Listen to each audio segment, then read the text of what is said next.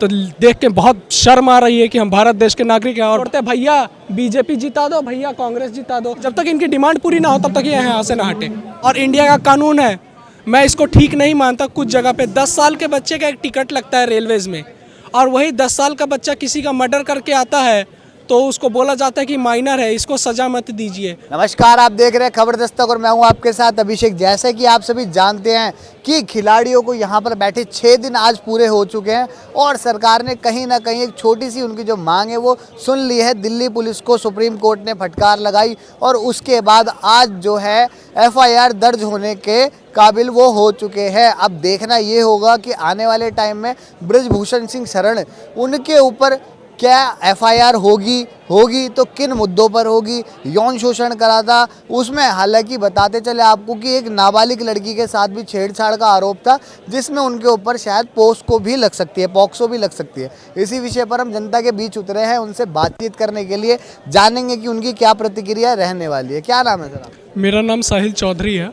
क्या करते हो आप? मैं लॉ की प्रिपरेशन कर रहा हूँ। लॉ कर रहे हो आप, आपको पता ही होगा जैसे ये 6 दिन आज हो गए हैं और उसके बाद सुप्रीम कोर्ट ने जब फटकार लगाई उसके बाद आज जाके जो है दिल्ली पुलिस के ऊपर पूरा वो आया, 4 बजे करीब इनका फैसला आया था कि अब इनके ऊपर FIR करवा देनी चाहिए। तो क्या लगता है कि कौन से मुद्दों पर FIR हो? देखिए कि जैसा कि हमारे, पहले आप ये चीज़ें बताओ कि ये जो चीज़ें हुई है, ये हो रही है, इसको देख के क्या लगता है?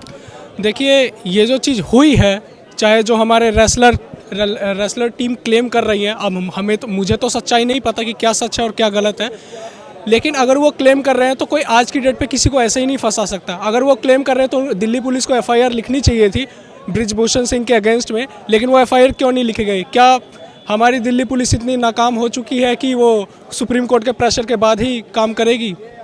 और यौन शोषण उन्होंने करा है बृजभूषण सिंह ने, तो उनको सजा बिल्कुल होनी चाहिए। जो जैसा कर्म करेगा उसको वैसा फल मिलेगा। अभी आपने बताया आप लॉ के स्टूडेंट हैं, तो क्या क्या धाराएं लगेंगी, कुछ बता सकते हैं? देखिए यौन शोषण के हिसाब से तो जैसे कि अभी मैं लिस्ट देख रहा था तो देख के बहुत शर्म आ रही है कि हम भारत देश के नागरिक हैं। और भारत में जितने भी मंत्री बैठे हुए होते हैं पहले सारे क्राइम करके जाते हैं, उसके बाद सीट ले लेते हैं, सारे मिनिस्ट्रीज उनके हाथ में आ जाती है तो बातों को दबा देते हैं। एग्जाम्पल आप देख लीजिए, अभी बीजेपी रूलिंग पार्टी में है तो कांग्रेस को फंसाएगी, फिर कांग्रेस जब रूलिंग पार्टी में आएगी तो बीजेपी को फंसाएगी। इतना शर्म आ रहा है मुझे मंत्रियों की लिस्ट देख करके। और पार्लियामेंट का लॉ कहता है कि कोई भी क्रिमिनल केस नहीं होना चाहिए जब वो MP बनता है, लेकिन ये हमारे भारत देश की आज हालात है। तो कहीं ना कहीं जुडिशरी को भी इसके ऊपर ध्यान देना चाहिए। पुलिस, उनकी भी एक प्रॉपर पुलिस वेरिफिकेशन होनी चाहिए जब वो कैंडिडेट सेलेक्ट होता है टिकट मिलने से पहले, लेकिन ऐसा इंडिया में सिस्टम ही नहीं है। क्रिमिनल वाली बात करी, क्रिमिनल से याद आया मुझे, सत्यपाल मलिक थे, उन्होंने एक बयान दिया संस्थान के द्वारा और आज उनके घर पे ED CBI ने छापा मारा। देखिए वो तो करेंगी, क्योंकि मैंने आपको सबसे पहली बात बताई कि जो रूलिंग पार्टी में होता है वो अपनी पार्टी को दबा देता है, अपने मेंबर्स दबा देता है, दूसरी पार्टी को कहता है कि दूसरी पार्टी गलत है, मैं सत्य हूँ। लेकिन उनको यही नहीं पता था कि मैं भी सत्य नहीं हूँ, मैं भी असत्य हूँ। और आज की डेट पे परफेक्ट कोई नहीं होता, सबसे एक ना एक गलती होती है।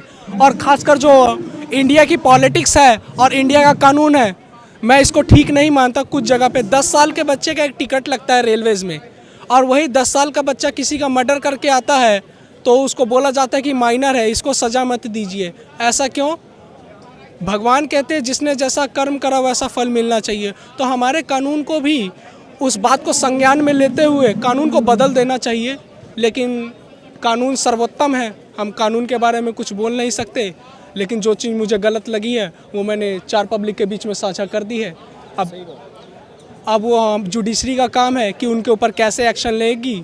और हमारे जो रेसलर्स हैं, मैं पूरी उम्मीद करता हूँ कि अगर उन्होंने बृजभूषण सिंह ने गलती करी है तो गलत का सज़ा उन्हें दे, कानून देगा। अब सज़ा देने वाले तो हम और रेसलर और सरकार तो नहीं होती, वो तो कोर्ट देगा और कोर्ट के ऑर्डर्स के अकॉर्डिंग सब चलेंगे।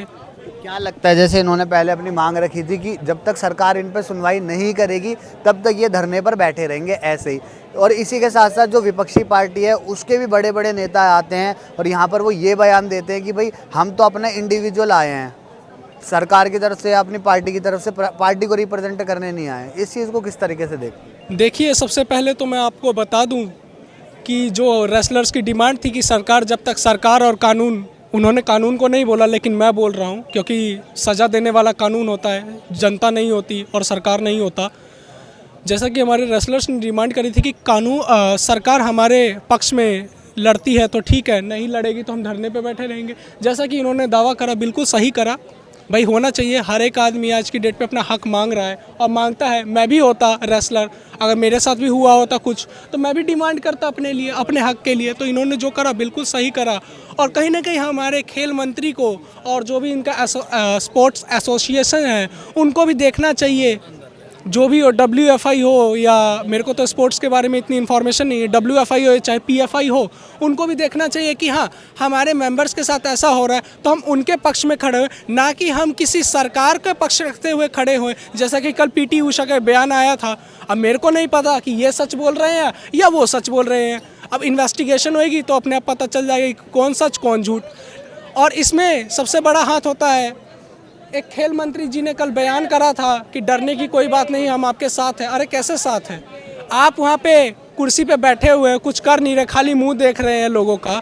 वोट के टाइम पे तो आप लोग ऐसे हाथ जोड़ते हैं, भैया BJP जिता दो, भैया कांग्रेस जिता दो। लेकिन जब आज पब्लिक डिमांड करती है, मैं उनको रेसलर के नाते से नहीं देख रहा हूँ, वो भी भारत देश के नागरिक है और मैं भी एक नागरिक हूँ। तो नागरिक होने के नाते उनका मंत्रियों को ध्यान रखना चाहिए कि हमारे नागरिक के साथ हमारे मेंबर द्वारा क्या बर्ताव किया जा रहा है। और जो लोग आते हैं यहाँ पे कहते हैं कि हम अपनी पॉलिटिकल पार्टी की तरफ से नहीं आए, हम खुद से आए हैं, तो मैं इस चीज़ को बिल्कुल सत्य नहीं मानता हूँ। जो भी पॉलिटिकल पार्टी आती है या पॉलिटिकल एनालिस्ट या प्रवक्ता किसी भी पार्टी के आते हैं, वो अपनी पार्टी को रिप्रेजेंट करने के लिए आती है। उनका पॉलिटिशियन का एक ही मोटिव होता है कि कैसे भी करके आप हमें रूलिंग पार्टी में बना दीजिए। तो मैं इस चीज़ को बिल्कुल गलत मानता हूं कि उनका बयान बिल्कुल गलत है कि हम आपका साथ दें। क्या लगता है अब हटेंगे ये यहाँ पर से, क्योंकि इनकी डिमांड तो जहाँ तक है थोड़ी सी पूरी होगी? देखिए, थोड़ी सी पूरी हुई है मेरे हिसाब से। अब डिसीजन लेने वाले ये लोग हैं, डिसीजन लेने वाला मैं नहीं होता। मैं तो खाली एक पक्ष और विपक्ष के नाते बोल रहा हूँ, जो कि मैं न्यूज़ देख रहा हूँ उसके आधार पर बोल रहा हूँ। जब तक मेरा तो ये कहना है कि जब तक इनकी डिमांड पूरी ना हो तब तक ये यहाँ से ना हटे।